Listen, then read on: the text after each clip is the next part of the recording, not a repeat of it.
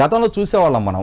గత సంవత్సర కాలంలో లోకేష్ 2-3 సార్లు చెప్పబెట్టకుండా యుఎస్ పర్యటన చేసినప్పుడు ఎందుకు ఇతను ఇంత సీక్రెట్ గా అమెరికా పర్యటన చేస్తున్నాడని చెప్పని కూడా రకరకాల స్పెక్యులేషన్స్. అంటే ఇక్కడ మిగిలిన పాలనా వ్యవస్థ అంతా పాలనలో ఎంగేజ్ అయి ఉంటే తనేదో తన పర్సనల్ లైఫ్ ఎంజాయ్ చేయడానికి వెళ్తున్నాడు అన్నట్టుగా కూడా స్పెక్యులేషన్స్ వచ్చినాయి.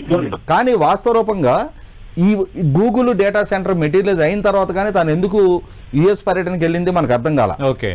తర్వాత రీసెంట్ గా తన కొడుకు చెస్ లో ఫాస్టెస్ట్ చెస్ మేట్ గా తనకు ఒక ప్రపంచ రికార్డు సాధించాడు అని చెప్పని యూకేలో దాని అవార్డు ప్రదానోత్సవం సందర్భంగా తన ఫ్యామిలీ అక్కడికి అటెండ్ అయిన సందర్భంగా స్వామికార్యంతో పాటు స్వకార్యంతో పాటు స్వామికార్యం కూడా నెరవేర్చుకుంటా ఒక 2-3 రోజులు అక్కడే స్పెండ్ చేసి అక్కడ పారిశ్రామికవేత్తలందరితో కూడా ఇంటరాక్ట్ అయి రావడం జరిగింది. తర్వాత చంద్రబాబు నాయుడు గారు లోకేష్ గారు ఇరువురు కూడా సింగపూర్ పర్యటించి అక్కడ పారిశ్రామిక